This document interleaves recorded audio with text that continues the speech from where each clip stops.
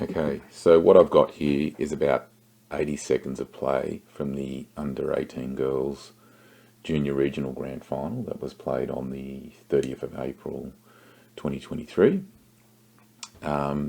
It's between the Sydney Scorpions, who are wearing green, and the Hunter Western Hornets, who are in purple. Now in this 80 seconds you will see each team have one set of 6 touches each. It provides a good demonstration of how touch football is played and how teams build their attack over their 6 touches. Now, believe it or not, a lot happens in that 80 seconds. So when we've had a chance to view it at actual speed, I'll replay it in slow motion and break some of that down for you.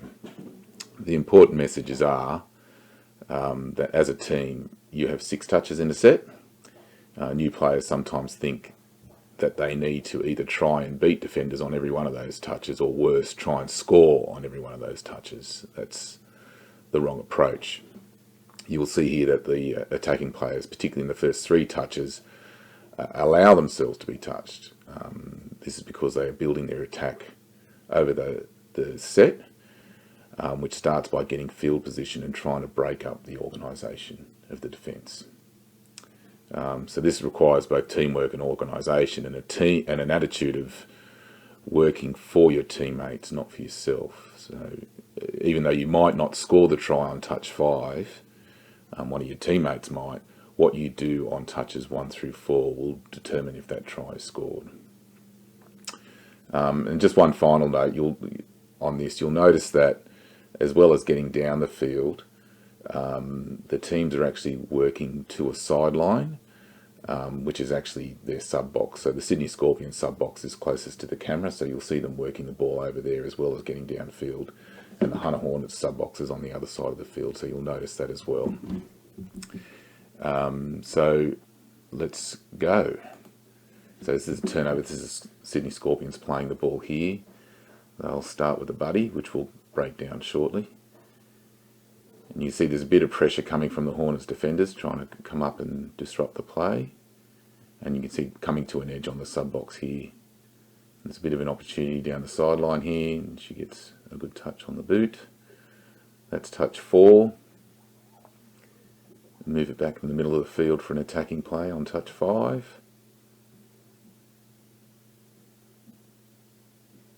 She'll take her on here, and another diving touch stops a try for touch 6. So now it's the Hunter Hornets ball. They also start with a buddy, and they move the ball across, and you can see they're going towards their sub-box. And they do very well here, touch 2 to halfway. Here comes touch 3. Now the defence is a little bit disorganised, so a bit of footwork here gets around that player. Down here. And now they're setting up for their final strike play. I'll rip this out to the right.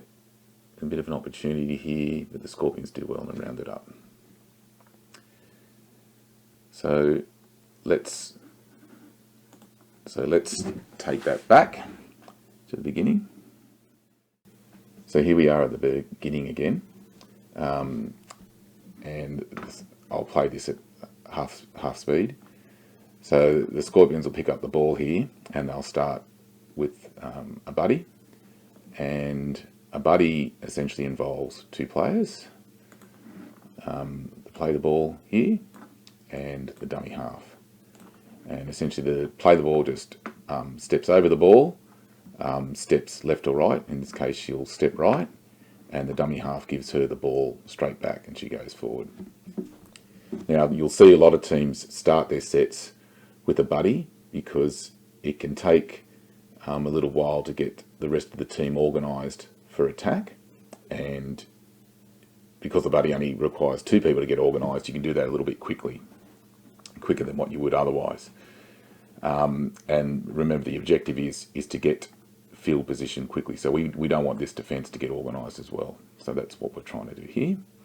So you'll see here she steps in, and you can see the defence pressing up very quickly.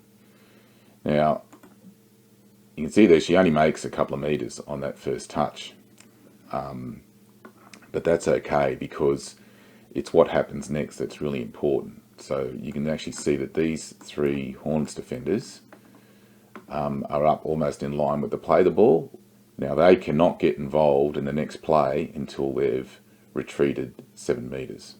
Okay, so what that means is we want to be able to get the ball into the next player's hands as quickly as possible. That next player is going to be this player here. So what this player needs to do is what's called a dynamic roll ball, and there's three key components to that. The first thing you can see is that she is actually reaching out and touching that player, right? And you kind of think this can be confusing for sort of new players to touch. They say, well, why are we touching her? Aren't we meant to be avoiding her? Well, we know we're going to be touched, and what we want to do is control this play the ball area in a way that allows our teammates to get their timing right in terms of when they get to dummy half and when the first player off the ruck needs to run. If this player was instead to try and sidestep and move away, the first thing she'd do is she'd move away from the dummy half, so the dummy half wouldn't get there as quickly, and then this player wouldn't know how to position herself for the next ruck. So it's really important that she reaches out, submits to the touch. So that's the first part. The second part is you can already see that she's starting to lean over and get the ball on the ground. So as the touch is being made, she wants to get that ball on the ground as quickly as possible, so that the dummy half can then get the ball. And then the third thing she will do is step over the ball. She won't play it with her foot, she'll just step over it. I'll just take it forward there. You can just see she's just stepping over the ball there. Now, the objective here is to keep the ball very still on the ground for the dummy half to pick up. She doesn't quite get it right, and that can happen when there's a lot of defensive pressure. You'll see the ball bobble around here a little bit, but that's okay. The dummy half's good enough to pick up and get the ball away. Now, so let's talk about the dummy half, what the dummy half's doing. So you can see here that as soon as the ball's on the ground, the dummy half is there. That's the first thing that we want. You can actually see her feet are pointing towards where the ball is going to go. That's the second part we need to get right. She then passes the ball from the ground. She doesn't stand up. Again, standing up before you're passing will allow all these defenders more time to get onside. So what we're trying to do here is get that ball into this player's hands as quickly as possible. And the third part is you can see that when she passes the ball, she's not passing the ball to where this player is at the moment. She's going to put it in the path of the player further down. So we call this popping the ball up. So you can see here, the player started, so we just take that back. She's not passing to where the player is. She's going to pass the ball to where the player is going to be. Okay, so she'll pop that ball up there, and that means that player can get forward. So let's just take that back and let's just talk about the runner here and what she needs to do. So we call this player here the first player off the ruck. Now you'll actually see, if I just take that right back, now you'll actually see that initially she's making herself available to get the pass off the buddy. All right? But then there's a dummy, and then that player submits to the touch. So that's touch one. Now if you just watch this play, the player that will now be the first player off the ruck, she now positions herself in a way that so that she can run onto the ball. So she'll step back a little bit, and then she'll also shuffle across field to make sure that she's in the correct position to run onto the ball close to the ruck and receive the ball from the dummy half. So just watch this, she shuffles across and back, and now she runs onto the ball, and she does very well there. Okay, so you can see there that now they've made probably another 4 or 5 meters, which is good, and you can also see that there's some momentum forward, and the defence not so organised now as it was on touch one. And you'll see the next pass is actually a longer pass, and this is because, as I mentioned, they're trying to get to their box. But the same thing applies. She's running onto the ball, receiving it on the run, forcing the touch, stepping over the ball, passing the ball into the pathway of the next runner. Okay, and then she runs down here. She actually gets around that winger, and it's a good touch from the winger. Now what I want to do is just show you, we'll just take that back.